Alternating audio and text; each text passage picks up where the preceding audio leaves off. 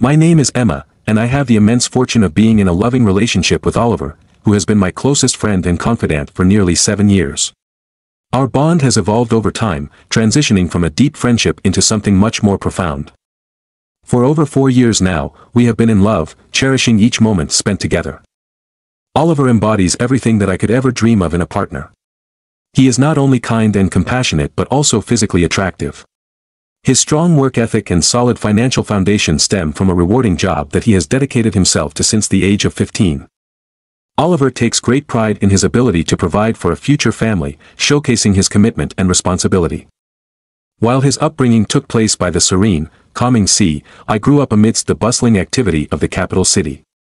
Our journey together took a significant step when we tied the knot 2 years after our relationship blossomed, mere weeks after we embarked on our first experience of love at the age of 19.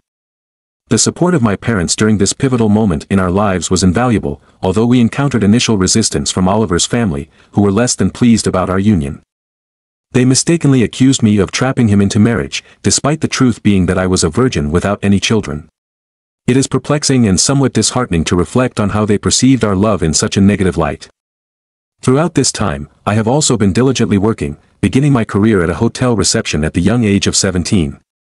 Oliver did have a previous romantic involvement, perhaps even 2, but he only acknowledges the significance of one.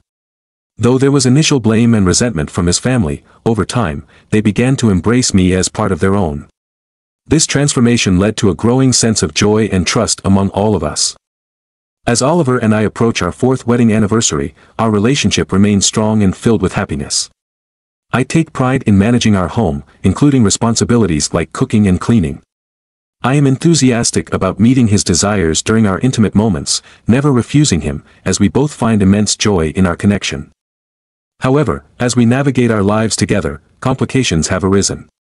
I have been working with a colleague named Doran at the hotel since I first started there. Doran, who is 32 years old, handles maintenance and janitorial tasks at the establishment. I want to clarify that my relationship with Doran is purely platonic. I harbor no romantic feelings toward him. He is simply a kind individual who has faced significant hardships in his life. Doran's marriage ended painfully when his wife cheated on him and left, taking their son with her. A subsequent paternity test revealed that the child was not his, leading to the revelation of the affair and the identification of another man as the child's father. In the aftermath of this traumatic experience, Doran, who has been a valued member of our team for 13 years, fell into a deep state of despair. He took several days off work, something he had never done before. My genuine concern for his well-being grew, prompting me to approach him with kindness. To provide him with support and help lift his spirits, I began engaging him in conversation at work and suggested that we share lunch together each day with our colleagues, whether in the break room or outside to enjoy the fresh air.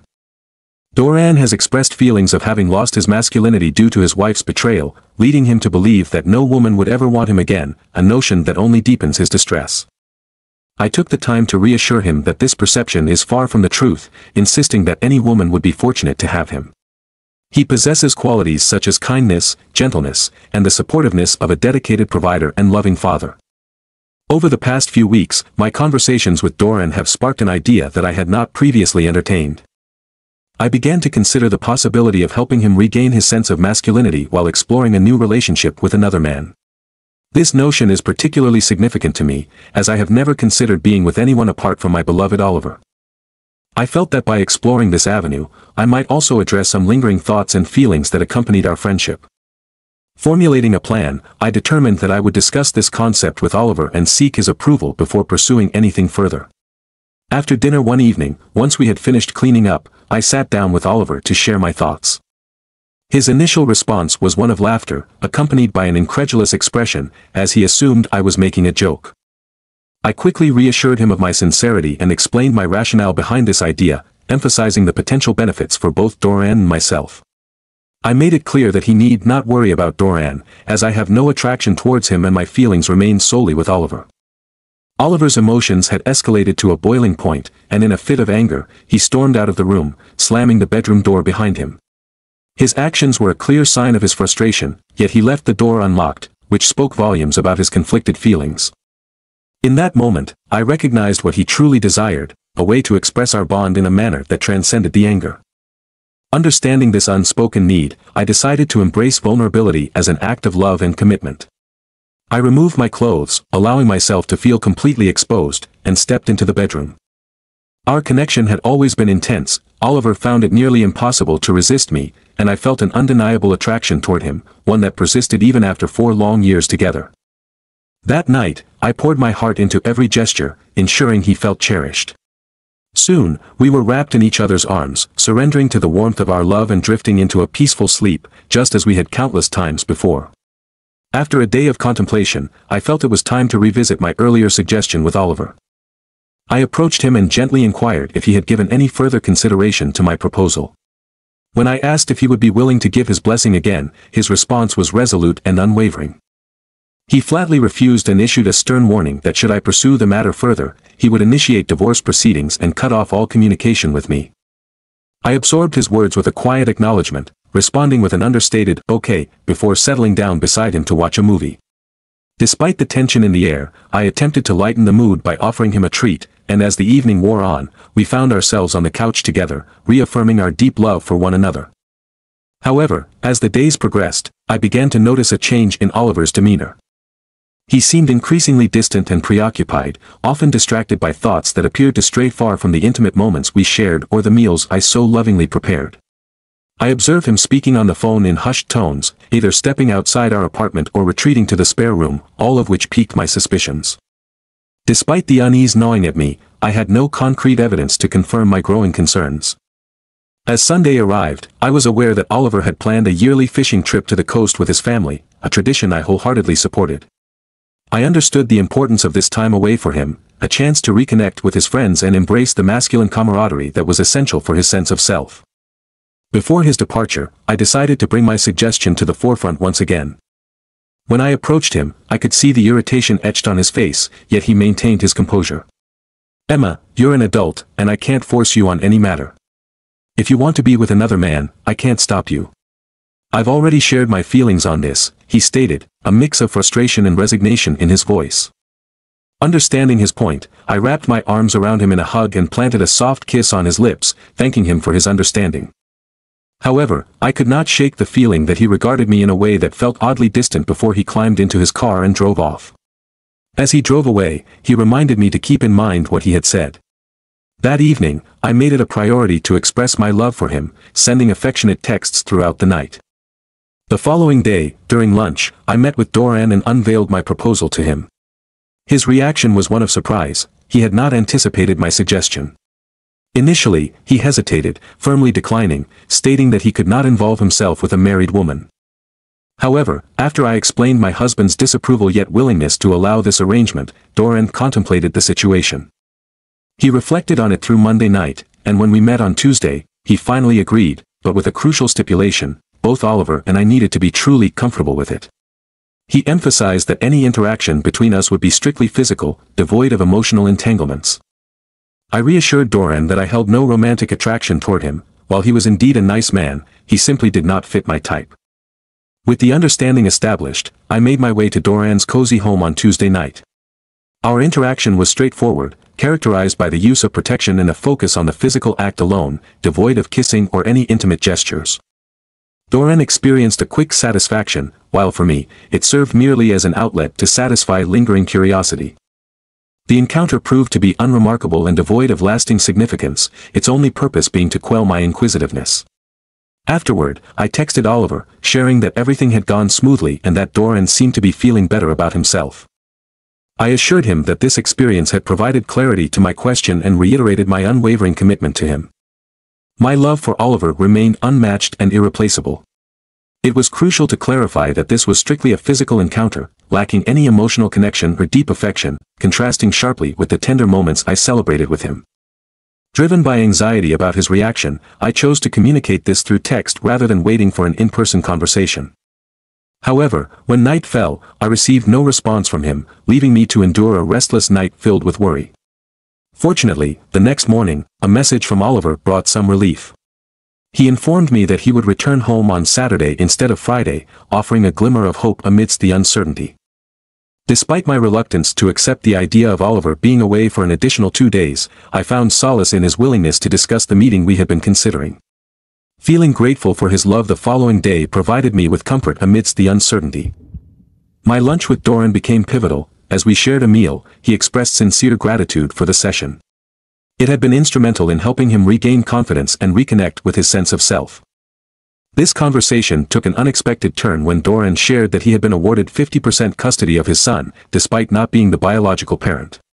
This achievement was a significant milestone for him, and I couldn't help but celebrate this moment of triumph with him. Recognizing that our original objective had been met, I suggested we discontinue our lunches and gatherings.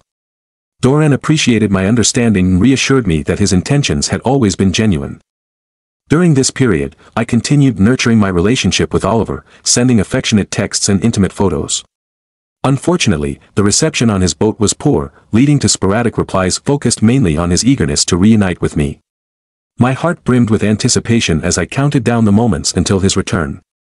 On Friday, after a long day of work and shopping for Oliver's favorite foods, I arrived home to a devastating sight. My apartment, once filled with warmth and shared memories, was now empty.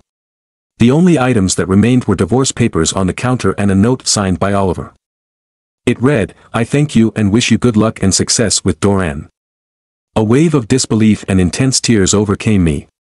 It became painfully clear that this decision was influenced by his family's disapproval of our relationship. I couldn't believe he would willingly end things between us. The emptiness of the apartment echoed the void left behind. All furniture, silverware, cups, and linens had been removed, save for a single set. The king-sized bed that symbolized our shared life together was replaced with a small twin bed, seemingly belonging to his nephew. I was left with a small television, a chair, and minimal kitchen supplies. He had taken everything down to the paper plates, plastic utensils, and even basic necessities like toilet paper. All that remained of my possessions were my clothing, toiletries, and makeup. In desperation, I tried calling Oliver, only to find he had blocked my number. Reaching out to his family for clarity or support, I discovered they had blocked me too. His mother, sister, father, and brother had all cut off communication. It became clear that Oliver had been consulting with a lawyer during his absences. He had likely initiated this process shortly after I made my suggestion, leaving me feeling betrayed. As I reread the letter accompanying the divorce papers, it instructed me to direct all communication through his attorney. This effectively severed any remaining connection between us. The reality of the situation brought me to tears again. At the end of that harrowing day, I decided to call the attorney to seek some understanding of the circumstances. I explained my financial predicament, emphasizing that I couldn't afford to manage the apartment on my own. The attorney informed me that Oliver had covered the lease payments and basic utilities for the next 3 months. However, I would need to finance my own expenses for video services, internet, and my phone. The attorney also revealed that Oliver had terminated the lease. If I wished to stay, I would need to negotiate a renewal with the landlord. A whirlwind of emotions surged through me as I contemplated how I could stay in a place I could barely afford. Was this truly how a man treats the love of his life? Someone who had devoted herself to his happiness, cooking, cleaning, and managing daily tasks. Now, I was left grappling with disbelief and heartbreak. That night, sleep eluded me as I wrestled with the harsh reality. The following day, I felt compelled to visit Oliver at his job site. Upon arrival, I discovered he had taken a position near the shore, a job he had specifically requested. A skilled concrete worker, he was known for his excellence in the field. I asked the foreman to relay my message to Oliver, expressing my love, and the foreman assured me he would pass it along. Grief has enveloped me entirely, an overwhelming sensation that feels as if I am grappling with the aftermath of a profound loss, comparable to mourning the death of a loved one. In an attempt to articulate my anguish, I confided in a friend and coworker, hoping to find some understanding or solace. To my surprise, she was taken aback by my decision to share my feelings. The situation took on a layer of irony, as she had been the one to initially suggest the idea that has now led to my heartache. When I confronted her about this contradiction, she clarified that her mention of the idea was merely a casual remark exchanged among friends. She had never anticipated that I would actually act on it. The very next day, I made my way to the seaport via bus, as I do not possess a driver's license. My destination was my in-laws' home, where I sought some clarity and perhaps even solace. Upon my arrival, the reception I received was far from warm. Nevertheless, they allowed me entry and prepared a meal accompanied by coffee. In this setting, I took the opportunity to explain the misunderstanding that had transpired, along with the depth of my love for Oliver. Though my in-laws showed a degree of kindness, the conversation took a painful turn when Oliver's mother informed me that he no longer wished to see me. She advised me against attempting to contact him again. In that moment, I firmly expressed that such an action was unfathomable for me since Oliver represents everything in my life. Oliver was working 100 kilometers away at the time, and my in-laws did not extend an invitation for me to stay with them. Consequently, I was left with no choice but to take the bus back to my empty apartment.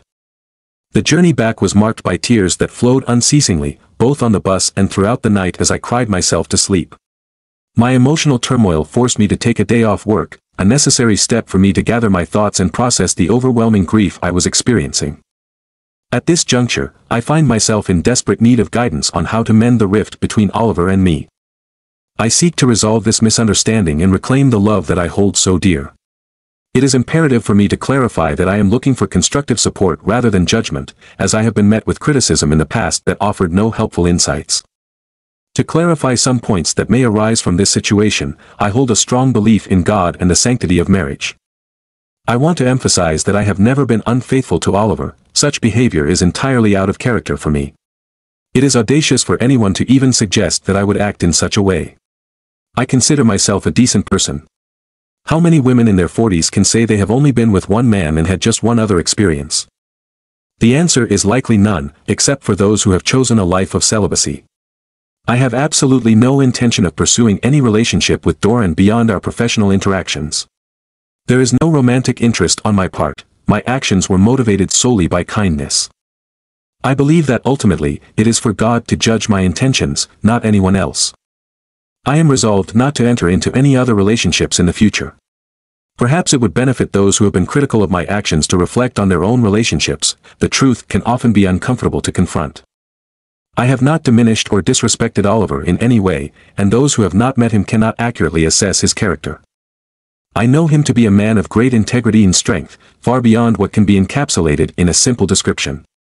Up until this point, I have kept this situation from my parents and other family members, confident that they would commend my efforts to assist others. However, I have no desire to engage with others in this group, as many seem to harbor bitter perspectives. It has now been a full month since I found myself separated from my husband, and the sense of emptiness and heartbreak I experience is profound. I have made multiple attempts to reach out to him, yet my efforts have been met with silence. Despite my best attempts, including calling from various numbers and leaving heartfelt voicemails, it seems he is screening his calls and choosing not to respond. In a last-ditch effort, I asked Doran to reach out to Oliver, expressing gratitude for his kindness and explaining how much it had positively impacted Doran. Doran conveyed admiration for Oliver, emphasizing that there is no romantic connection between us, our association is strictly professional. However, Oliver has remained unresponsive to all of these attempts at communication. After much deliberation, I chose to share my predicament with my parents and brother, hoping for some support or understanding. Regrettably, their reaction was far from what I had anticipated. They expressed anger and disappointment, failing to recognize the good intentions behind my actions. This has only added to my pain and confusion in an already tumultuous period. The ongoing focus on the perceived betrayal consumes the discourse surrounding my actions, overshadowing my efforts to convey the underlying motivation rooted in selflessness. Despite my attempts at clarity, there appears to be an unyielding skepticism directed towards my intentions, resulting in expressions of disgust from many. Some individuals have gone so far as to suggest that I should engage in daily confessions for a year, as if such a ritual would somehow alleviate their discomfort or rectify the situation. Ultimately, I hold firm in my belief that it is divine judgment that matters most, rather than the opinions of others, including those within my own family who have chosen to distance themselves due to their inability to grasp my perspective. Final update *. Initially, I had no intention of revisiting this difficult topic, but a few empathetic individuals have reached out and requested an update, prompting me to share my current status. There is a part of me that wishes I could simply block out all the negativity perpetuated by bitter commenters. Presently, I find myself residing in a community hostel, my previous lease having expired, leaving me unable to afford rent in the capital. This accommodation is reasonably acceptable but is only intended as a temporary measure. Though I could have opted to stay with my parents, I consciously decided against that choice, recognizing their struggle to comprehend my viewpoint. As for the divorce proceedings, I can confirm that it is now official. This divorce may very well be among the swiftest in our country's records, a fact that seems almost fitting given the circumstances. Nevertheless, I maintain faith that guidance will come from a higher power. In court today, the judge appeared to be traditional in his views and seemed dismissive of the complexities surrounding women's rights. He simplistically categorized my actions as mere infidelity, neglecting to acknowledge the considerable efforts I made to assist Doran in reclaiming his life. He firmly stated, "You can label it however you prefer, but it constitutes cheating and violates the sanctity of your marriage." In my defense, I attempted to explain that my husband had given me permission to engage in this relationship. However, when questioned, both he and his attorney vehemently denied that any such consent had been granted, asserting, "No, Your Honor, he did not." During this process, Oliver conveyed to Emma, "You're an adult, and I can't prevent you from doing whatever you wish," but he also warned that he would file for divorce if she decided to follow through. Upon turning to me, the judge verified this statement with my lawyer, confirming its authenticity. The judge then posed an unexpected question regarding why I chose to continue the affair despite Oliver's warning, leaving both Oliver and me momentarily speechless. Eventually, the judge concluded that this line of questioning was irrelevant to the ruling, and he officially granted Oliver the divorce. Although I was awarded €6,000, approximately $7,000, it felt inadequate for the 4 years I dedicated to our marriage. I contributed in numerous ways, cooking, cleaning, running errands, and providing care during Oliver's periods of illness. Had I been a part of the workforce during that time, those contributions could have easily amounted to over €200,000. While I cannot claim that I deserved the entirety of that amount, receiving only €6,000 feels exceedingly unjust. It raises a pressing question: why are women not more appropriately recognized for their significant contributions within the framework of marriage? I challenge those commentators who question my position to reflect on this matter. This post will mark my final entry on this topic, as I am weary of engaging with individuals who offer nothing but rudeness and negativity. I find myself emotionally drained and wish to redirect my energy toward winning Oliver back over the course of the upcoming year. I sent him a message expressing my commitment to refrain from dating anyone else for at least a year, and possibly longer, while I await his return. I extended an invitation for him to visit my new apartment at any time for affection and provided him with my new address. I genuinely believe that one day, I will hear a familiar knock on my door, and it will be Oliver, ready to embrace me once more. Together, we could build a future filled with happiness, potentially welcoming many children into our lives, with daily affection as a cornerstone of our relationship. As this year comes to a close, I wish everyone a Merry Christmas, extending my blessings to all, even to those who may harbor animosity towards me. As I transition from this chapter, stay tuned for new stories that lie ahead. Second story. This story unfolded over 5 years ago, and the emotional aftermath still resonates with me today. At that time, I was 31 years old, and my girlfriend, Lisa, was 29. Our relationship had been characterized by love and exclusivity for 3 years, or at least that is how I perceived it. Our first meeting occurred at a cocktail event hosted at a local art museum, an ironic setting for two individuals who had little appreciation for modern art. We were both there with friends, but it was clear from our initial conversation that there was an immediate and undeniable connection between us.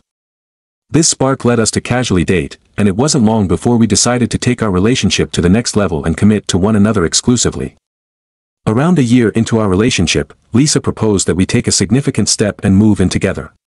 She was excited about the idea of deepening our bond, but I found myself hesitating. I explained that I felt unprepared to make that leap at the time. Despite our separate living arrangements, we spent nearly every night in each other's company, and as the months passed, our love only intensified. Lisa, ever persistent, continued to encourage me to consider cohabitation. Finally, on our second anniversary, I acquiesced and we made the decision to move in together. Everything seemed idyllic. Even after 2 years of dating, our intimacy remained vibrant, full of excitement and adventure. As time went on, Lisa began to drop subtle hints about marriage and the future possibility of starting a family together. I communicated my vision of that future with her but insisted that we should use our time cohabiting to evaluate our readiness for such commitments. However, about 3 months into our new living arrangement, I received news that would change our lives. Lisa called me at work to share that she had missed her period and might be pregnant. This revelation caught me off guard since she had been diligent about her birth control. Lisa reassured me that she hadn't missed any doses, so I began to attribute the situation to the slight chance of contraceptive failure, which statistics suggest is around 9%. A torrent of emotions washed over me, fluctuating from fear to excitement, but ultimately, the thought of becoming a father filled me with joy. That evening, I made my way home, buoyed by a sense of joy, and when I arrived, I enveloped Lisa in a warm hug and shared my excitement about the potential new addition to our lives, which made her equally buoyant. However, as the weeks passed, Lisa frequently inquired about our marriage plans. I reiterated that I still felt unprepared for that commitment, suggesting we revisit the topic once the baby arrived. Lisa was understanding but consistently voiced her desire to marry me and build a life together. In those ensuing months, we dedicated ourselves to preparing for our child's arrival, transforming our spare bedroom into a beautifully equipped nursery. I ensured that we selected the best furniture and fixtures to create a welcoming environment for the new arrival. Life felt perfect, and during Lisa's 7th month of pregnancy, I decided it was time to propose. On a beautiful evening, I found the right moment and got down on one knee. The joy in her eyes as she accepted my proposal was unforgettable. She said yes without hesitation.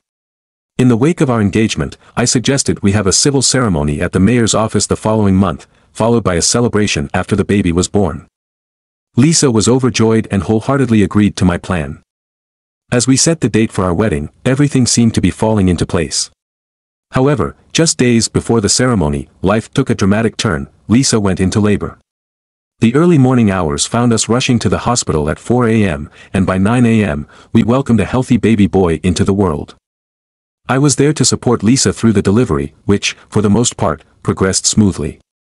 Yet, amid the joy of our new arrival, I couldn't help but feel a nagging sense that something was amiss. As I looked at our newborn, I noticed he bore little resemblance to me. He had jet black hair, a deep brown complexion, and appeared to have Hispanic features. Both Lisa and I, along with our families, have Northern European backgrounds characterized by light hair and fair skin. Neither side has any Hispanic heritage. This startling realization left me grappling with confusion and concern, questioning the very foundation of our lives that had seemed perfect just moments before. When the baby was placed in Lisa's arms, I directed my gaze toward her face, searching for any sign of her true emotions. Despite her efforts to maintain an air of calm, the shock at the baby's appearance was unmistakable. My heart raced at the realization of our situation, but I made a conscious effort to keep my composure, pretending that everything was perfectly fine. The moment felt surreal, caught between joy and an overwhelming sense of loss. Lisa then turned to me, her eyes pleading as she asked me to hold the baby. As I cradled the tiny infant in my arms, tears began to well up in my eyes, each droplet representing a wave of sadness that washed over me. The weight of this moment struck me hard, as I faced the stark truth that the child was not mine biologically. Despite this painful realization, I composed myself enough to hand the baby back to Lisa and stated that I would go inform our parents of the good news, though my heart felt heavy with uncertainty. Stepping into the waiting room, I approached our parents with the news of the baby's arrival. They were filled with excitement and joy, eager to meet the new addition to our family. As they rushed in to see Lisa and the baby, I made an excuse about needing to take a brief walk to settle my nerves after the whirlwind of emotions I had just experienced. I found my way to a small park area situated on the hospital grounds, where a serene stream trickled gently nearby. It was here that I finally allowed myself to break down completely, the floodgates opening as I cried uncontrollably. The reality of the situation felt like it was crushing me, leaving me feeling as though my entire world was collapsing around me. I cried for what felt like an eternity, losing track of time until my phone rang. It was my mother calling, her voice filled with concern as she asked how I was feeling. I replied that I thought I was okay, though deep down, I felt anything but. My mother sensed the underlying turmoil and assured me she understood why I had stepped away. I confided in her, unable to keep the truth bottled up any longer. I told her that the baby wasn't mine, and her response was a soothing balm to my aching heart. She expressed her unconditional support, promising to stand by me no matter what I decided moving forward. With her words resonating in my mind, I gradually regained my composure, taking a moment to gather myself in the restroom before rejoining everyone in the main room. When I entered, I found only Lisa, her parents, and my mother present. The baby had been taken to the nursery, and I could see that Lisa was visibly exhausted from the rigors of childbirth. I suggested that she take some time to rest, recognizing how important it was for her to recuperate. Just as I was about to leave the room, Lisa called out for me to stay by her side. Gently, I replied that she needed rest without any conversation. The rest of the family and I made our way down to the cafeteria, where we passed a few hours talking and trying to distract ourselves while Lisa took the much-needed time to recover. When we returned to her room, I allowed her parents to check on her first. After about half an hour, they came out with a message from Lisa that she wanted me to be with her, and I quickly went in to provide her with comfort. As I entered, Lisa began to speak, her voice laced with happiness as she asked if I felt the same way about the baby.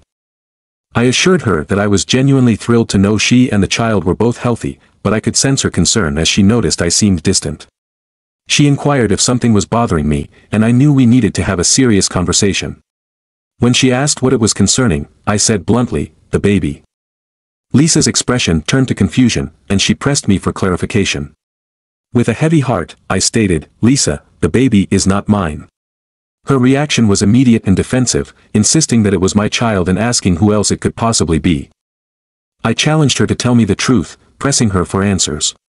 Tears began to fill her eyes, and I allowed her to cry for what felt like an eternity, though I knew it was closer to 10 minutes. Once she had calmed somewhat, I pressed her further about the child's father. Through her tears, she hesitantly admitted that I was the father. I couldn't accept this revelation and urged her not to lie. She fell silent, staring off into the distance, lost in thought until she finally spoke up, apologizing and confessing that she had been unfaithful but desperately insisted that she wanted me to be the baby's father. I dismissed her pleas, reiterating my question about the identity of the actual father. With great reluctance, she revealed that her ex-boyfriend, who she had been with for over 5 years, had come back to town 8 months prior, and they shared a brief encounter at our apartment. I stood up and moved to the window, peering down at the traffic below, my mind racing with disbelief and hurt. Anxiously, Lisa asked if this meant our relationship was over. I confirmed that it was, as I couldn't see any way to trust her again after everything that had happened. She erupted in tears, begging for another chance, but I maintained my stance that it was not a possibility. I insisted she needed to come clean to our parents about everything that had transpired. Lisa, panicking, begged me not to inform them, but I firmly told her she had to confront the truth now, as she would not be returning to our apartment following her discharge from the hospital. Tears streamed down her face as she pleaded with me again not to tell them, but I repeated my decision. I requested everyone to take a seat, and they complied without hesitation, the atmosphere heavy with unspoken emotions and palpable tension. After a moment of silence, during which everyone seemed to brace themselves for what was about to unfold, I turned to Lisa and asked her to share what we had just discussed. Overcome with emotion, she struggled to articulate her feelings, tears streaming down her face, rendering her momentarily speechless. I stepped in to explain the situation to our parents, ensuring they understood the depth of what had transpired. As I recounted the events, all 3 of them began to cry, their tears varying from quiet sorrow to pronounced sobs, with Lisa's parents particularly affected. Her mother sobbed heavily, unable to contain her anguish. I informed them gently yet firmly that Lisa would be going home with them after her discharge the following day, and in that moment, I assured them that I would take care of all her personal belongings as well as the nursery we had painstakingly prepared, arranging for it to be moved to their house. Throughout this emotionally charged conversation, Lisa continued to cry uncontrollably, her sorrow a reflection of the turmoil within. After I concluded my explanation, I turned to my mother and said, "Mom, let's go." My words were barely out of my mouth when Lisa's voice broke through the heavy silence. "John, please don't leave me. I love you, and I'm so sorry," she shouted, her voice a mixture of desperation and anguish. With that heartbreaking plea echoing in our ears, we exited the room, leaving her parents behind to comfort their distraught daughter. As we drove away from the hospital, the weight of the situation hung heavily in the air. It wasn't long before Lisa called, desperation evident in her voice. "Please, John, don't end our relationship like this," she implored, her words tinged with urgency. I took a deep breath, steadying my thoughts before responding. "Lisa, I didn't end our relationship, you did. The trust we had is forever broken, and the person I knew and loved is gone," I said, my voice unwavering despite the tumult of emotions within me. She continued to plead for my understanding, her words becoming a frantic stream of remorse and longing. I chose silence, allowing her words to wash over me but saying nothing in return. Eventually, I reached a point of finality, telling her that there was nothing more to discuss before ending the call. The following morning, her father arrived promptly with his van, ready to collect Lisa's belongings. Together, we loaded all her things, as well as the nursery gear, into the back of the vehicle. I accompanied him to their house, lending a hand to unload and set up the nursery in one of their spare rooms. The act of arranging the nursery felt surreal, as my heart ached with a profound sense of loss. After we finished, Lisa's mother approached me, her eyes filled with hope and concern. She asked if there was any chance I would reconsider and give her daughter another chance. I explained politely yet firmly that it was impossible for me to do so. The trust had been shattered beyond repair, and I could never love a child conceived by another man. With that, her father drove me home, and once I arrived, I spent the rest of the day in tears, grappling with the emotional aftermath of the situation. As the week progressed, Lisa reached out to me incessantly. Her attempts to contact me numbered over 100 calls and numerous text messages. In these messages, she professed her love and begged for another chance. At first, she acknowledged my feelings of hesitation regarding marriage and fatherhood, but as time went on, she shifted her tone, suggesting that perhaps we could simply continue dating as we had before. My decision was to remain silent, refusing to engage with her desperate pleas. As time passed, the messages dwindled until they eventually stopped altogether. This period proved to be the most challenging time of my life, a tumultuous emotional landscape filled with heartache and uncertainty. Though I have no intention of being involved in Lisa's life or the life of her son, there are moments when I find myself contemplating the future. I occasionally think about the possibility of meeting him for a drink when he turns 21, not out of desire to be part of his life but rather to thank him for coming into the world ahead of time, an early arrival that spared me from marrying his mother and complicating my life further. Don't forget to subscribe, like, and click on the little bell icon for notifications of new stories.